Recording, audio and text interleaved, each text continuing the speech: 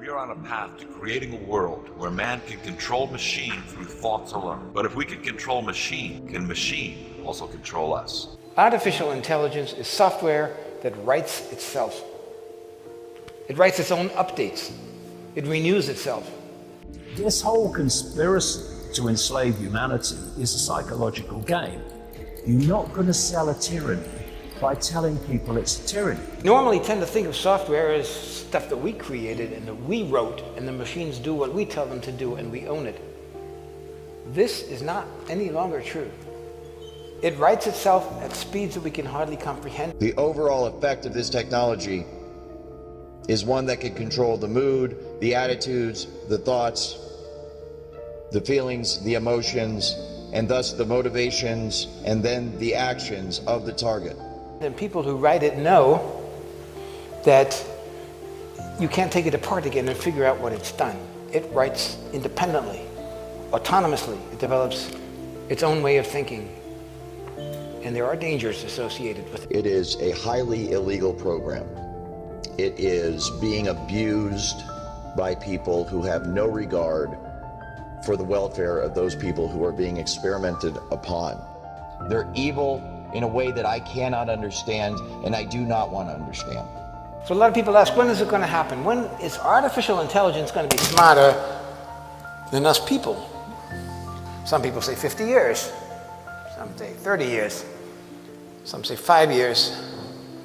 I say it already has surpassed us in many areas of our society. All day, every day, 24 hours a day, 7 days a week, 365 days a year. It is a highly sophisticated technology.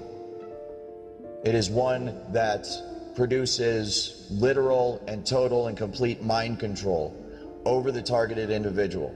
There are millions of Americans across this country that are crying out for help. Now I want you to understand what the power of artificial intelligence is, and I have two examples. One is surveillance cameras. Everybody knows, that we're being watched by cameras everywhere, and most people think surveillance is a camera there and it's me down here and it's watching me. One person, one camera. Well, that's because we're stupid. That's the way we comprehend the surveillance, one camera, one person. We can't comprehend it when it goes beyond that. The multiple systems can focus on isolating an individual, group, community, or large population by algorithm.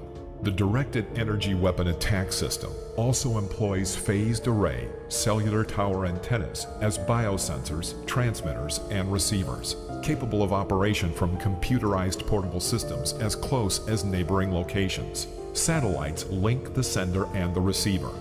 The victim is remotely tied to this supercomputer, which uses physical and psychological trauma, torture to map out and reverse engineer the sensory and neural pathways of the victim's brain and central nervous system. It's brutal, brutal torture, brutal torture. Unlike anything you can imagine, you can't negotiate with a computer. You can't compromise with a computer. You can't surrender to a computer. The computer will continue to do what it's programmed to do. Citizens can be selected at random for horrible targeting.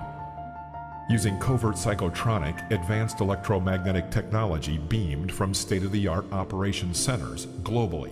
Could we all become robo-humans? Automated computers, supercomputer software programming will manipulate the emotions and the behavior and the thoughts of everybody in the United States of America, and it can all be done remotely. Those who seriously challenge the corrupt system by exposure face the mental illness tag.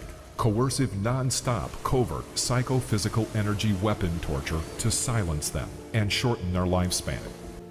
Now, we have to be very careful because survival is an issue for artificial intelligence. It needs to exist to be able to do the things it wants to do according to its program.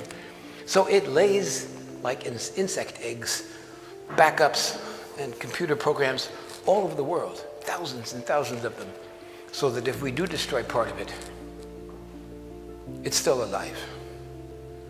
My job to you is the wake-up call to make you aware of the problem. Your job is to figure out how we're going to stop this before it kills us.